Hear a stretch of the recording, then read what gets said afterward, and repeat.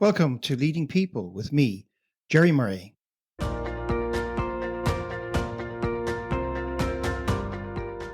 This episode of Leading People is brought to you by Wide Circle, helping you make better talent decisions.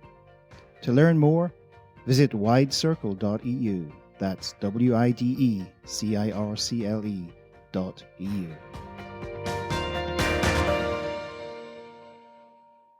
Leading People is a podcast which features insightful conversations with leading people about leading people. Yes, that's a play on words. In each episode, you get tips from leading people such as CEOs, HR professionals, authors, and thought leaders on all aspects of leading people, including how to attract, engage, develop, and grow talent to build successful organizations. And we provide insights on how to lead yourself so you can consistently perform at your best. For this episode, I sat down with author and master coach Jonathan Reitz to talk about how coaching changes everything. In particular, we discuss his latest book, Coaching Hacks, and Jonathan shares his top tips or hacks from his 20-plus years of coaching. These are not just for professional coaches, but for anyone who aspires to taking a more coaching approach to management or even life. In fact, Jonathan provides an interesting insight into how some simple coaching techniques could transform both your management style and your parenting. And if you stay tuned to the end, he has a special offer for you. So, let's dive in. Jonathan Reitz, welcome to the show. Well, thanks, Jared. Appreciate being here. Thank you for the opportunity. Yes, it's great to have you on the show. We met professionally a few years back, and we're working in a similar. Some of our work is crossing over into some assessment tools we use. And that may form part of our conversation, it may not. I think for our listeners, you're coming in today from, which part of the U.S. are you coming in from? I live in Cleveland, Ohio, which is in the Midwest, the central part of the state, right on the shores of Lake Erie. Great. And maybe some folks in the U.S. will know you more than some of the local people, although I do know you come to Europe from time to time.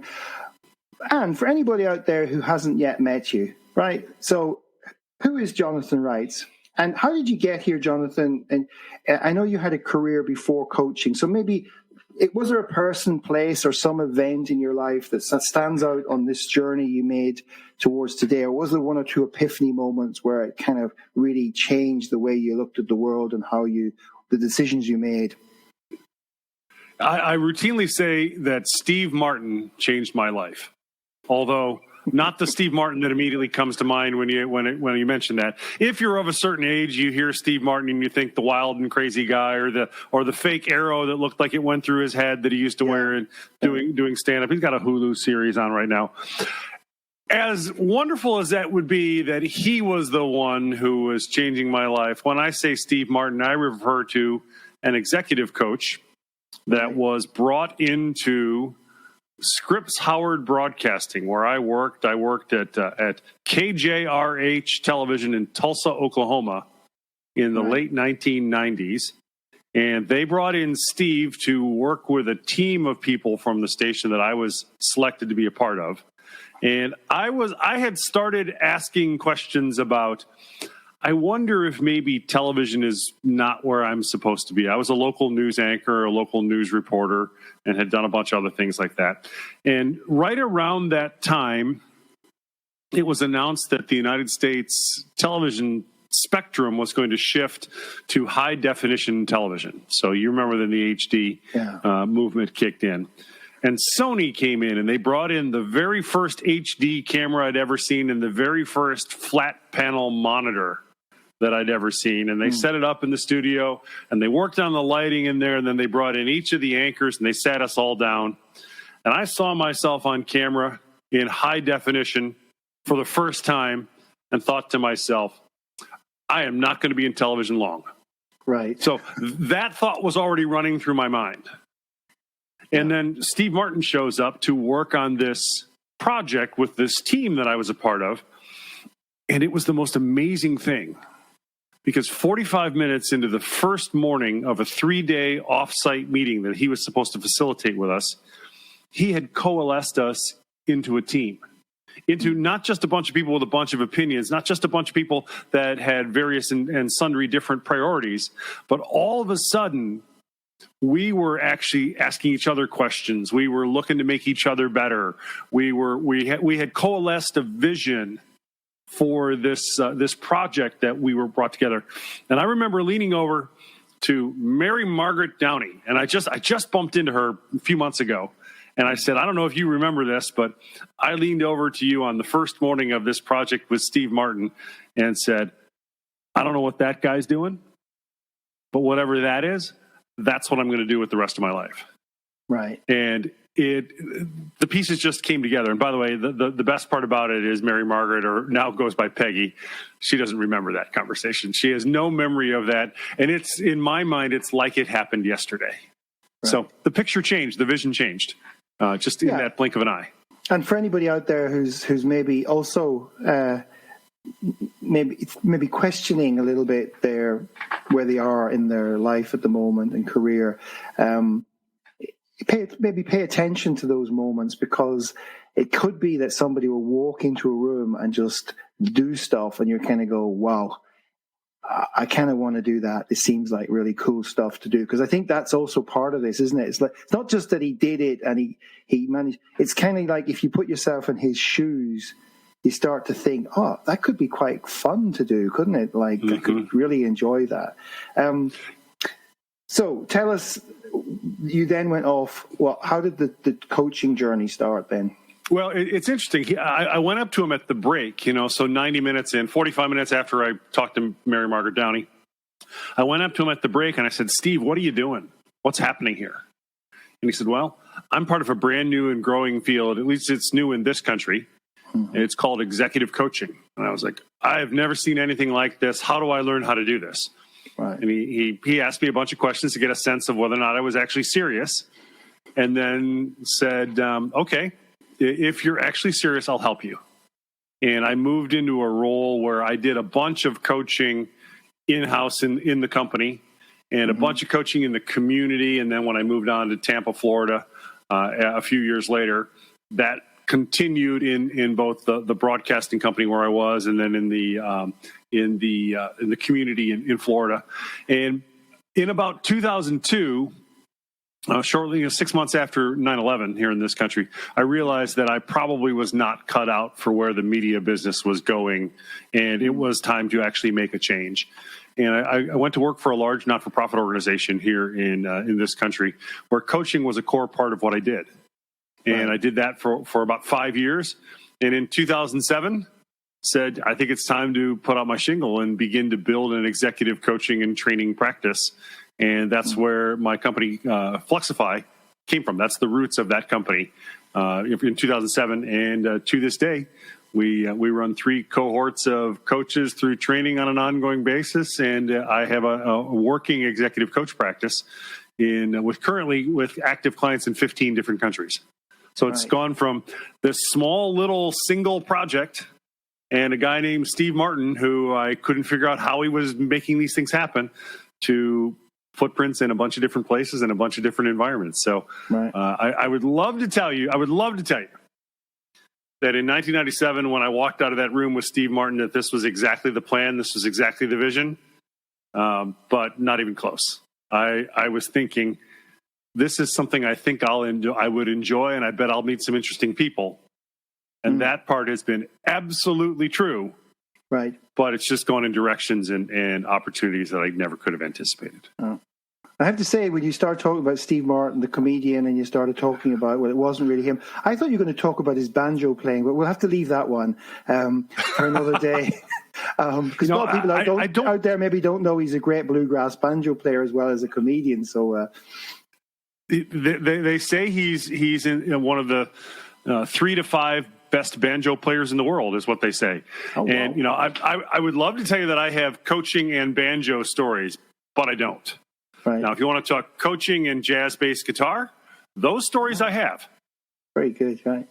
And I, just for our listeners' benefit, when we first met, you said, I think I've actually got one of your albums. And I don't know whether that was ever true, but this was one of these really surreal coincidences that come along where, because you did a lot of radio and played a lot of music, and I think you said you played some Celtic music in your day and that. Yes. So this is how small the world can be. And if Steve Martin, you're listening to this show now, please acknowledge that we think you're one of the top 3 or 4 banjo players in the world. But that won't get us into the conversation about Jonathan's book. It is confirmed. I do have one of your records. I can also confirm that I know I played it on at least 2 different radio stations throughout this country. And when after our previous conversation, I went and looked at some of the video clips you sent me about some festival dates you had played in the last few years, and the sound and the distinctness of the music that you and your band put together took me right back to those periods of time. And that's something that I think is really notable for leaders. Yes. Is that there are lots of different strategies or different approaches that you can use to invite people back to where they once were, or to create an environment that gets them thinking about where they might go. Every time I think about that conversation with Steve Martin, which was 25 years ago. Yeah. It was a legitimate 25 years ago. I can remember exactly how I felt when I realized that I don't know what he's doing, but it's really compelling, it's really interesting, that's really attractive. And sometimes I would suggest that one of the things we can do to lead people most effectively is not just remember the intellectual idea, but remember the details, the pieces around it, so that you can put yourself back in that spot. And maybe the world looks a little bit different when you have those multiple sources of inspiration in reality, neurologically speaking, those are multiple sources of data that are fleshing out the memory, the situation, and more of your brain is engaged, so you've got a better opportunity to be creative. So I don't ever want to discount the possibility of remembering, hey, how you felt, how I felt. I remember thinking, the interplay of the instruments on one of your records is really interesting and different than some other Celtic music. And thinking to myself, I wonder why that works. And I still attach that wonderment to your music. And that takes me back to a very clear place to be able to say, there's something interesting and creative happening here. So I think leaders can do themselves well by remembering that sometimes the multiple sources of memory actually set you up to be even more creative. Yeah. Well, I'm quite humbled and chuffed by what you've just said. And now I know where those 2 copies of the CD that we sold in the US went to. I've been wondering what happened, who bought those, but now I know they were given to some radio stations. Anyway, you have a great quote in your book, and I want to get into the book, Coaching Hacks, and why you wrote it. But I'm going to start with a quote. And the quote you say is, coaching changes everything. Let's unpack that, and then let's get into coaching hacks and why you wrote a book like this, and then maybe you'll tell people what a hack is. You bet. My belief, my true belief, is that coaching does make all kinds of things possible that aren't possible otherwise. And the whole idea that coaching changes everything comes from a realization that I had a couple of years ago, in the very early stages of writing this book, was that in the coach training world, and I live in the International Coaching Federation world and in the EMCC, the European Mentoring and Coaching Council world. I live kind of in the juxtaposition of those 2 worlds. And every coach, when you get around another coach, starts talking about the change that happens in their clients. We start thinking about all the light bulb moments our clients have, all the great things that our clients learn from working with us. It's sort of the coach's badge of honor in those conversations. And I realized in the course of one of those conversations that no client ever comes to us and says, I need to be different, or I've got some things I've got to learn about myself. Or, I just don't understand why I do the things that I do. No client ever says that. What they come to us and say is, I got this problem. Yeah. Or my business is struggling and I can't figure out why. Or, my organization needs more leaders.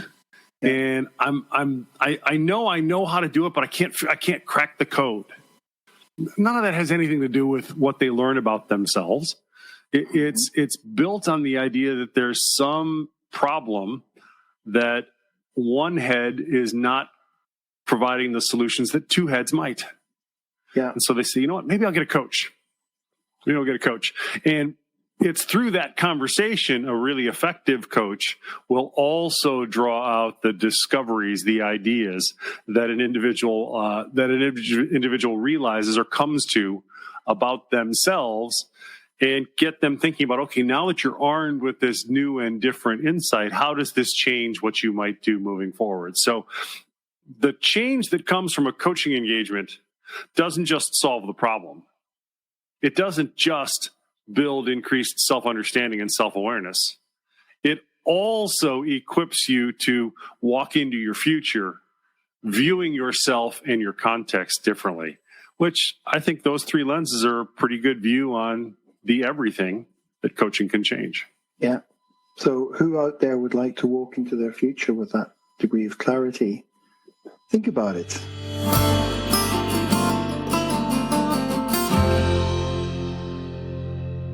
In the next part of our conversation, Jonathan gives examples of some of his favorite coaching hacks, and he explains how anyone, not just coaches, can use these in many areas of life.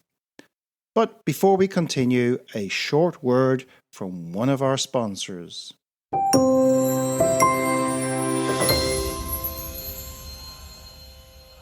We live in a world of increasing complexity and seemingly endless paradoxes. If you're a coach or trainer, and particularly if you work with teams, and you'd like to help your clients develop both their own and their team's adaptive capacity to deal with these challenges, then you might want to check out the Paradox Coaching Academy at paradoxcoaching.co.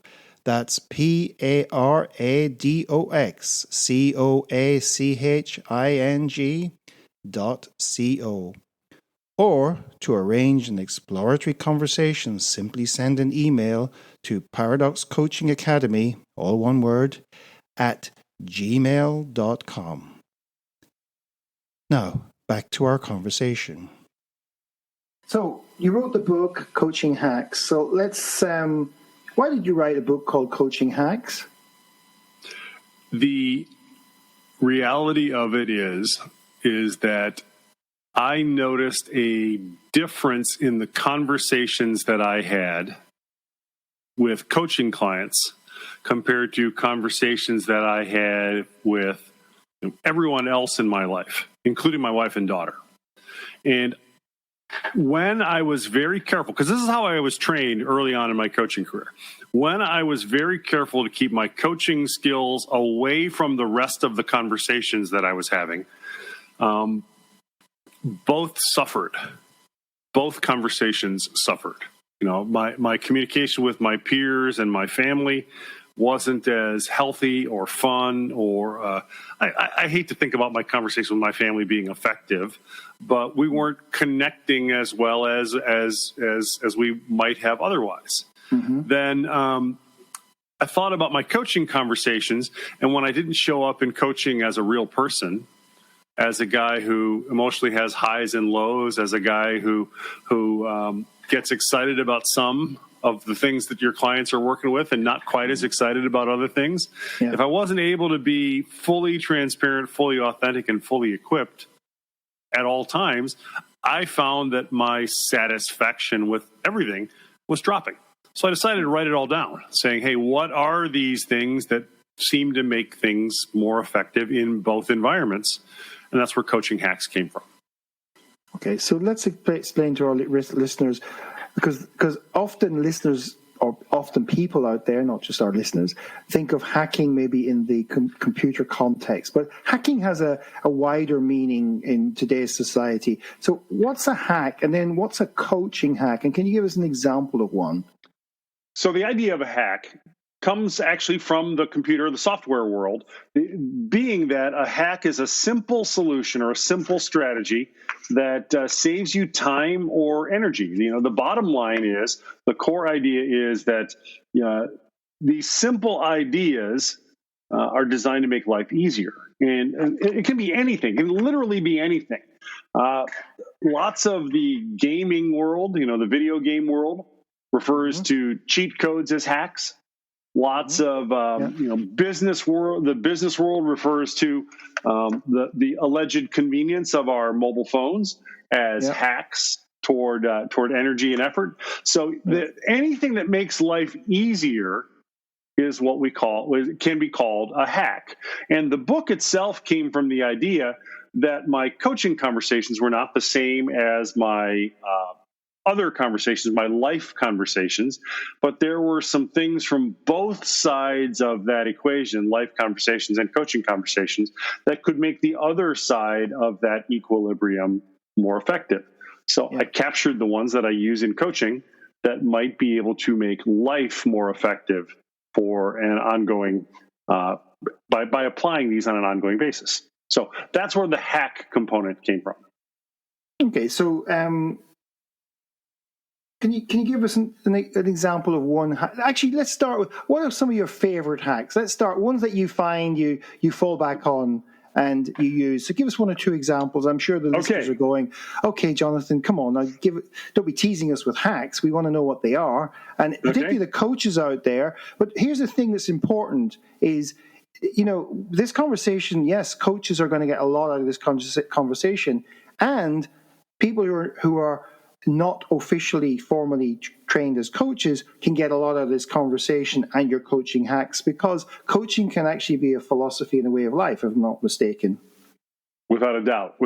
My absolute favorite coaching hack of them all, of the 45 that are in the book, my favorite one is, you can't coach what your client won't say.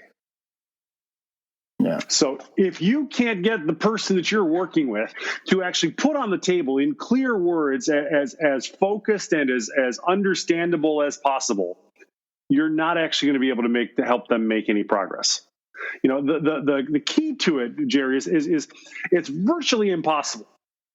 It's virtually impossible and so tempting, but virtually impossible for coaches to not provide opportunities for their clients. But I come from the school of coaching that says the most effective coaching engagements, the most effective engagements are the ones where the client does the work, where the client gains clarity about their thinking, and where the client pieces together the opportunities that point them toward a different and improved future.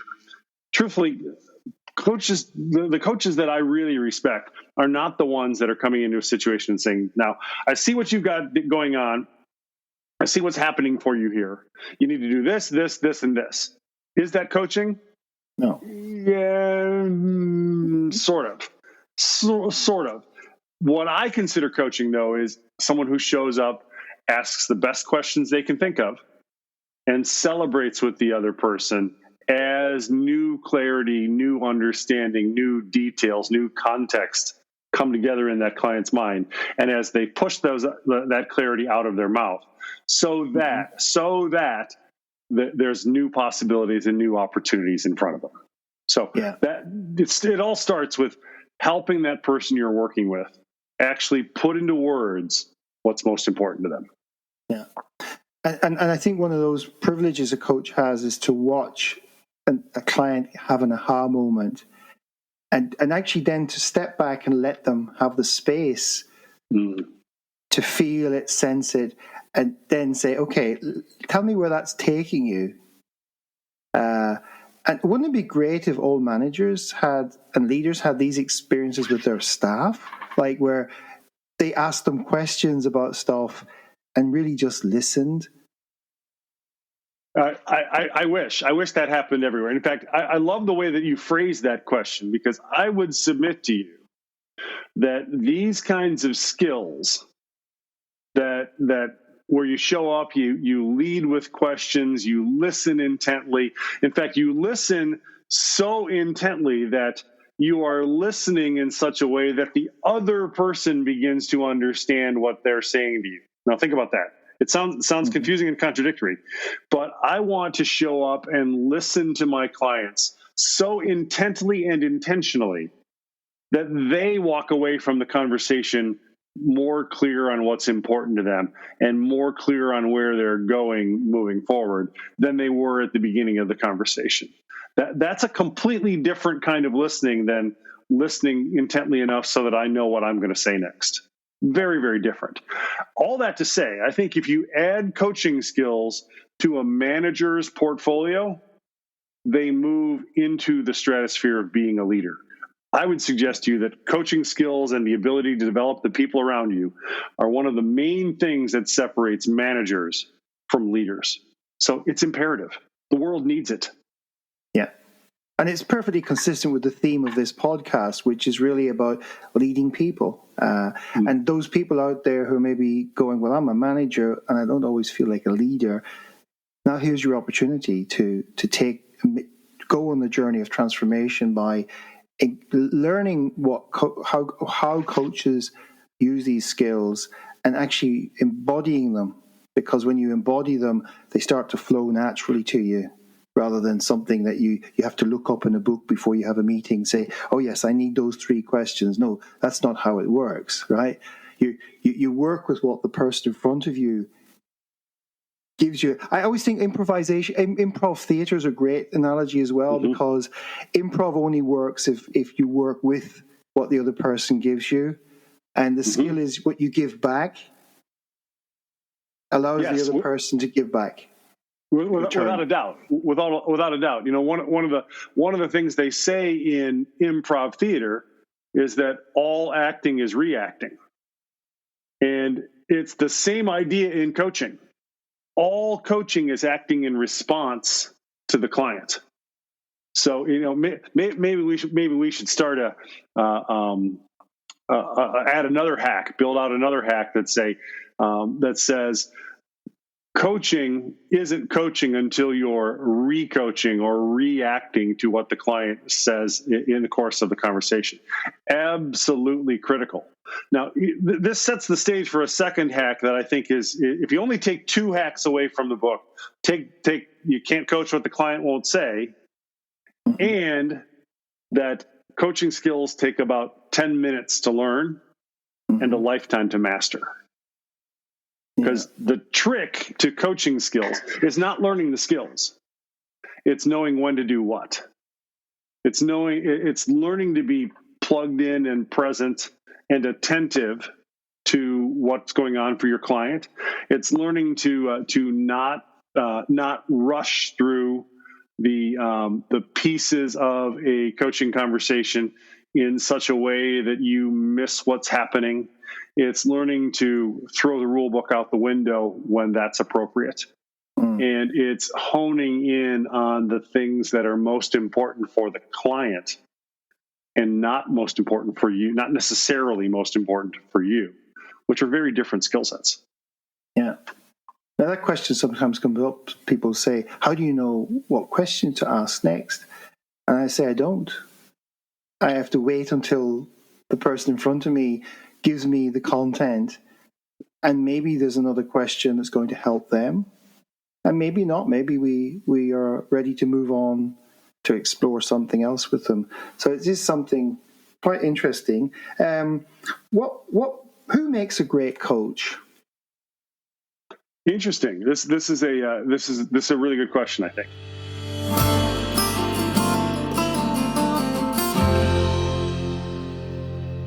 In the final part of our show, Jonathan unpacks what makes a great coach, how managers can develop their coaching skills, and he provides his top 5 coaching questions that anyone could learn and master.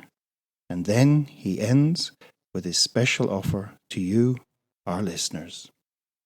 The number one thing that sets you up for success as a coach, I think, is some would call this helpfulness. Some would call this a view of the world that is other centric. But I think the number one quality is being able to be as excited or as challenged by someone else's success as you are by your own. So there's a different kind of orientation that happens in a coach. Daniel Pink likes to talk about intrinsic or extrinsic motivation. It's something that comes from inside of you, or something that's about that is brought out in you by the condition of the world around you. I refer to this as other intrinsic, because the idea is that I want to use what I have available to me to help someone else achieve something that's important to them. So that's quality number one. Quality number two is I think you have to want challenges. You want to work on hard problems. You know, the coaching world is intriguing because you never know what you're going to expect. You really have no idea what the client might put on the table. I'm thinking of a coach friend of mine was just telling me last evening about one of his clients that had a completely out of character comment to make. And when he asked about this comment, the guy connected the dots beautifully, and he realized that, wow, there's a whole side of this client of mine that I just had no idea about. So wanting to deal with to wrestle with, to dive into the hard challenges, I think is critical. And then thirdly, I think some kind of measurement and assessment orientation is pretty critical. Yeah. You've got to be able to help the other person see how much progress they've made, how far they've come. You've also got to be able to help them look at what's changing in the moment and decide what the implications of those changes might be as a reality of it. You know, dancing the dance of, hey, what's going on for my client? What's going on for me? And how do I need to adapt to serve this other person in the moment so that it's effective for them is the third piece of the puzzle. And that keeping those three balls in the air can be a pretty good trick. Okay. So I guess people out there would have an idea of how to train as a coach. How does somebody who's, I think let's refer back to something you said earlier. There is this coaching analogy with sport where the coach kind of really tells and pushes and kind of lays out a sort of program. And sometimes we hear managers in organizations talking about coaching, but what they're really saying is, I'm telling the person what to do because I want them to do it a certain way to help their performance.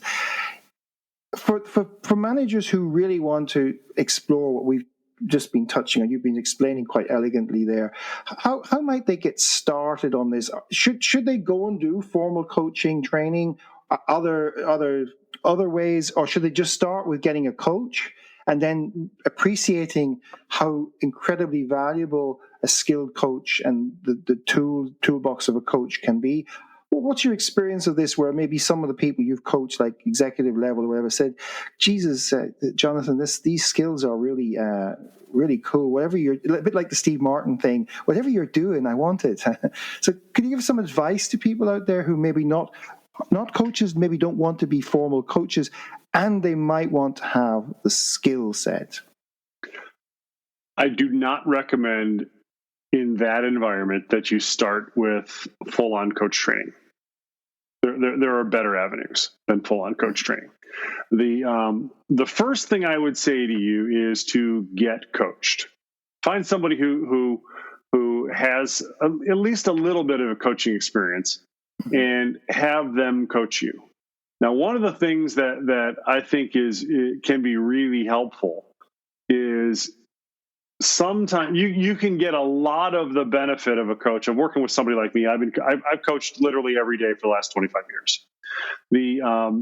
I've got a lot of experience. I've been around a lot of blocks. you can get a significant portion of the experience, not all of it, but a significant portion of the experience that you would get with me from someone with dramatically less experience. And that will be reflected in the cost. So I really recommend everybody be coached as a first step. Be coached first. Second thing I'll throw out to you is that try it yourself. Every time you walk out of a coaching session, ask yourself, what did that person do that I can use in my next management conversation, in my next leadership conversation? And I'm going to give you 5 questions right now. I'm going to give you a simple 5-question framework that you can use to coach someone. And this framework, I'm going to make as risky and as bold a statement as I can. This framework works in a giant amount of coaching situations.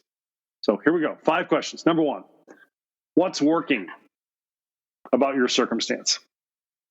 You can guess what number 2 is. What's not working? Not working.